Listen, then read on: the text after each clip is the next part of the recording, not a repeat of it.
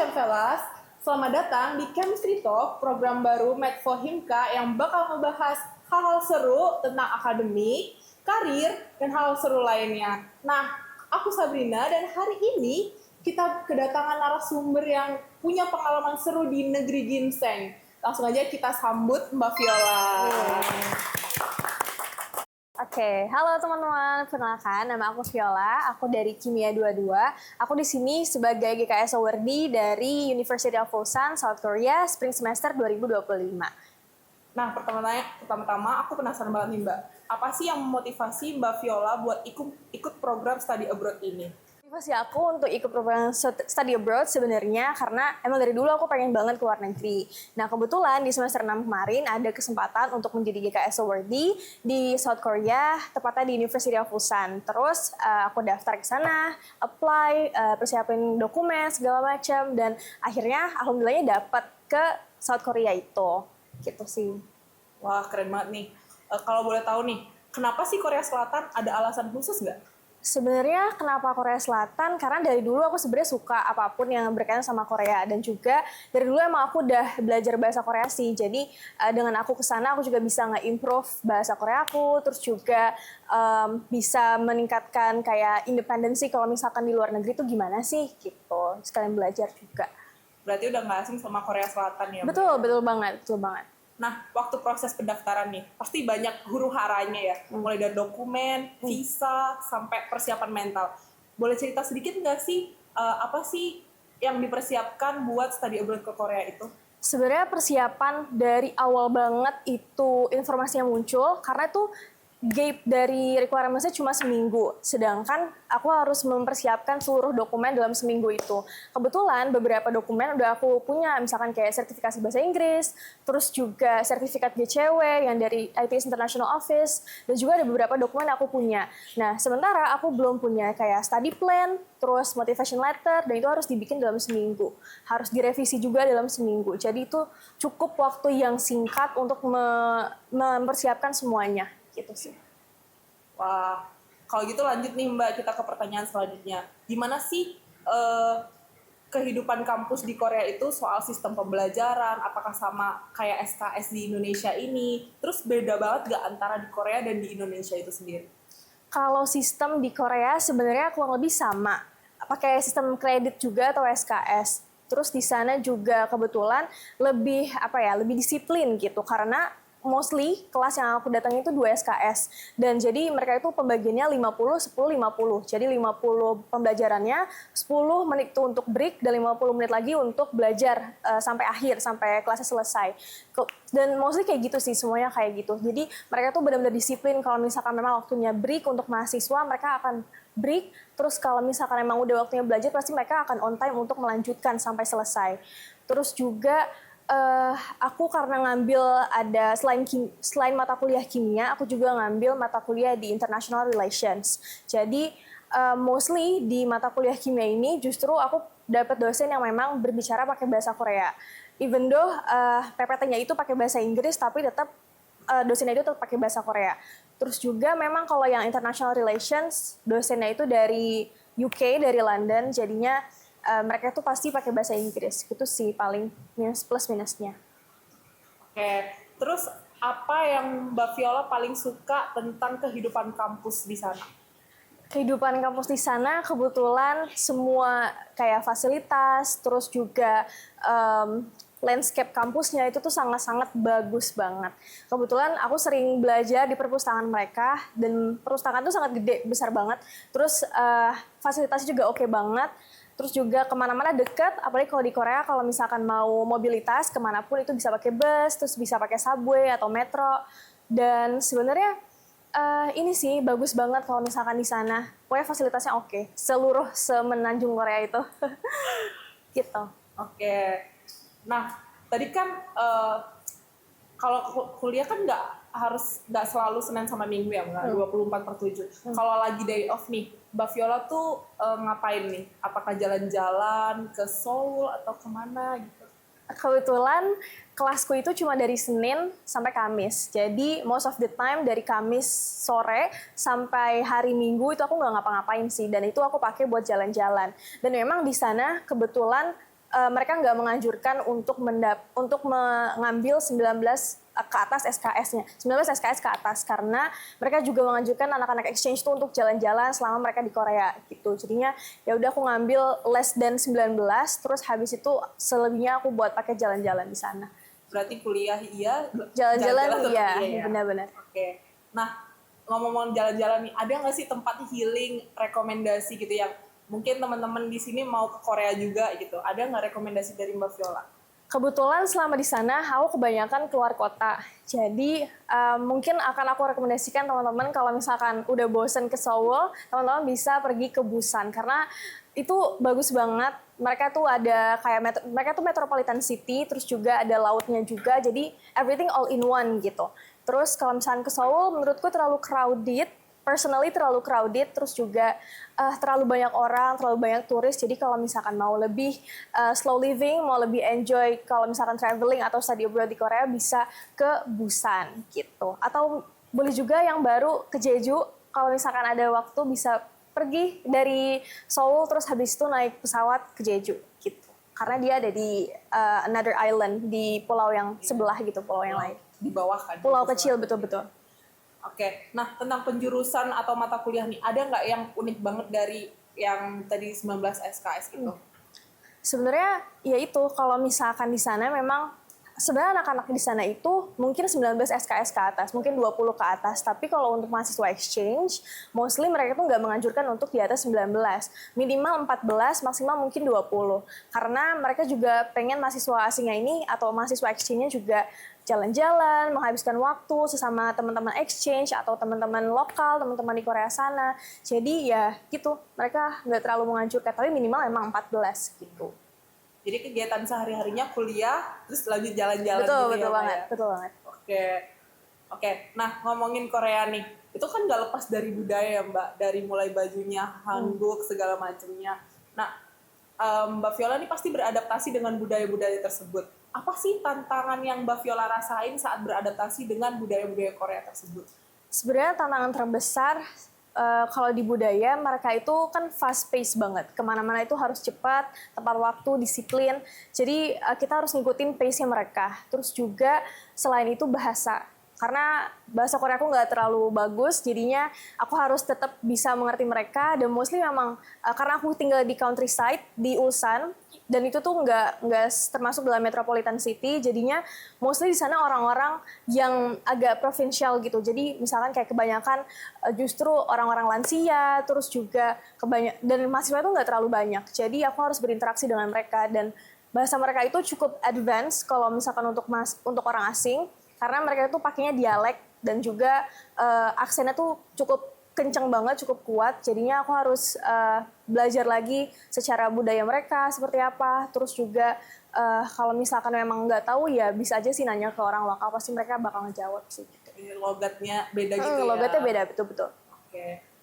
Nah, untuk mengatasi hal tersebut, Mbak Viola biasanya ngapain kalau udah nggak tahu banget nih kosakata ini gitu? Itu kayak gimana? Kebetulan kalau misalnya Korea itu ada package yang aplikasi apa aja yang kalian harus download sebenarnya. Nah, salah satunya itu ada Papago. Kalau misalkan kalian ke Korea bisa pakai translator Papago. Karena itu tuh mereka cukup membantu gitu. Kalau misalkan aku emang udah nggak tahu kosakatanya, aku bisa searching aja di translator. Sebenarnya Google Translator juga udah bisa sih sekarang, udah canggih. Jadi pakai Google Translator. Udah bisa buat ngobrol gitu ya? Bisa buat ngobrol. Lanjut nih ke pengalaman pribadi dan tips Mbak. Ada nggak sih selama 1 semester ya? 1 semester di sana tuh pengalaman yang paling berkesan dan paling membahagiakan, yang paling bekas gitu, yang paling Mbak Viola ingat sampai sekarang?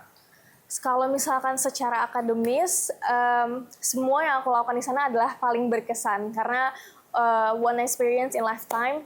Karena itu juga mungkin akan menjadi pengalaman terbaik selama kuliah S1. Terus juga di sana sebenarnya aku paling suka sama teman-temannya, karena mostly emang teman-temannya yang aku dapat bukan dari Korea, justru bahkan yang aku dapetin justru malah dari Cina, karena teman-teman Chineseku justru lebih welcome, lebih humble, lebih friendly, down to earth. Terus teman-teman yang lain kayak misalkan ketemu dari Amerika, dari Greece, terus juga beberapa dari Pakistan gitu-gitu. Jadi solidarity dari teman-teman sesama exchange tuh ada banget gitu. Gitu sih. Wah, seru banget nih. buat teman-teman yang pengen ikut program study abroad, mungkin ada tips and trick nggak? Atau saran dari Mbak Viola buat teman-teman yang mau nih ngikutin jejak Mbak Viola buat ke Korea Selatan? Kalau tips and trick sebenarnya, kalau misalkan mau study abroad, itu kan opportunity-nya nggak selalu ada. Dia suka tiba-tiba muncul, dan kayak case aku tadi, pendaftarannya itu cuma 1 minggu.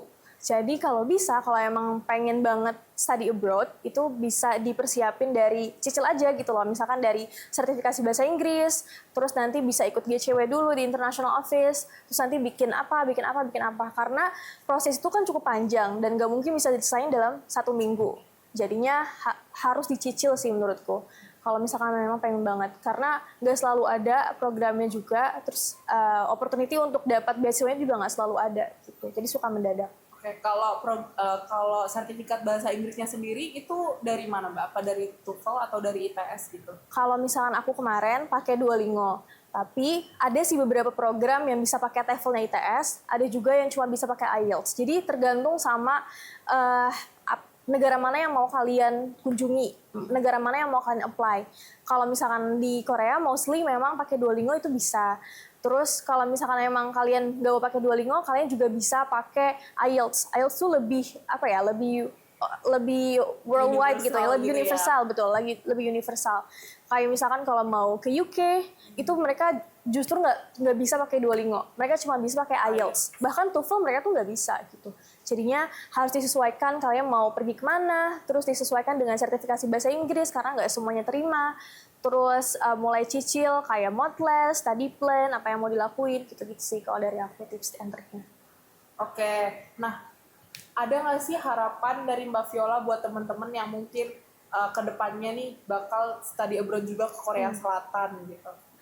Sebenarnya nggak mesti Korea, pokoknya semua anak kimia kalau misalkan memang ada minat ke luar negeri, study abroad, mau itu exchange, mau itu excursion, mau itu kayak short program, winter atau summer program, itu bisa banget dicicil dari sekarang.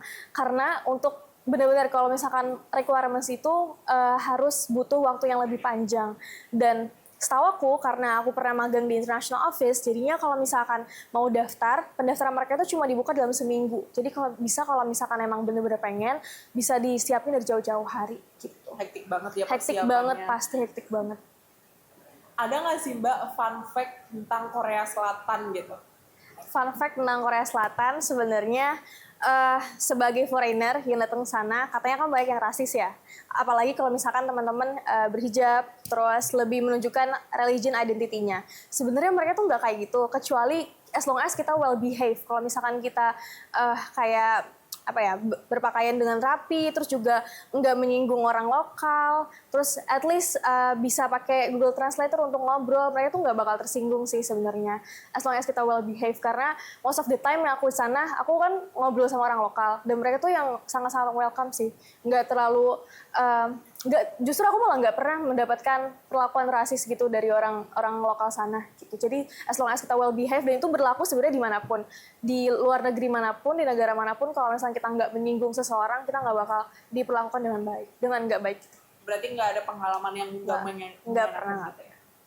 Fun fact dong Mbak tentang kimia di Ulsan University itu kayak gimana? Nah, sebenarnya di Ulsan University itu, dia tuh ada 2 kampus. Dia ada main campus, sama satu lagi itu kayak Convergent District Campus. Nah, yang Convergence Campus ini, dia tuh khusus untuk kimia, justru. Bukan as faculty, dia justru malah as department. Jadi satu gedung itu, satu wilayah, cukup besar, itu khusus untuk kimia aja. Dan di sana tuh mostly aku ketemu juga sih orang-orang Indo, orang-orang Vietnam, gitu-gitu. Dan emang mereka fokusnya di sana. Jadi kalau misalkan teman-teman kalau mau lanjut S2, S3, justru banyak orang Indo yang pergi ke sana gitu. Dan mereka tuh ada beasiswanya. Mostly kalau misalkan di Korea S2-nya, mereka itu ada beasiswa mostly, dan itu mungkin selalu ada gitu.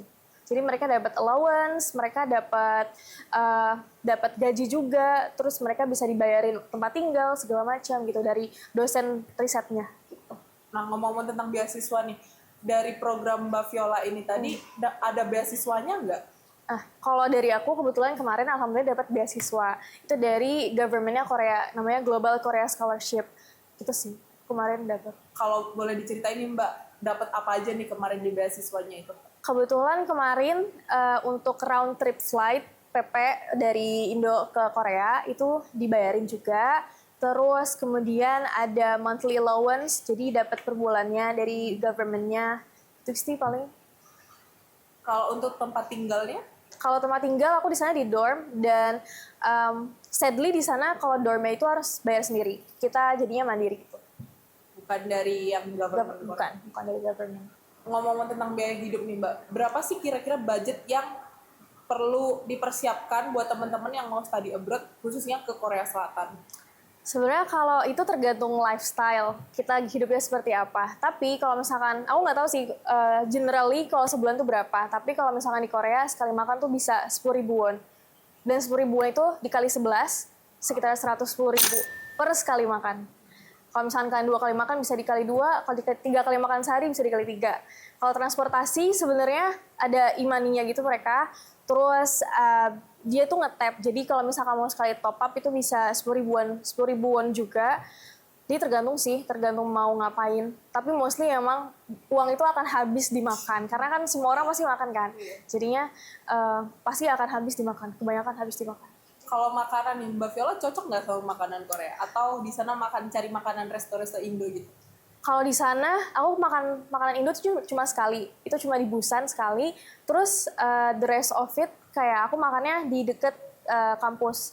Dan aku justru makannya itu ke tempat Chinese. Karena personally aku nggak suka makanan Korea. Gitu. Jadi aku lebih cari makanan Chinese di sana. Susah nggak sih Mbak cari makanan halal di sana?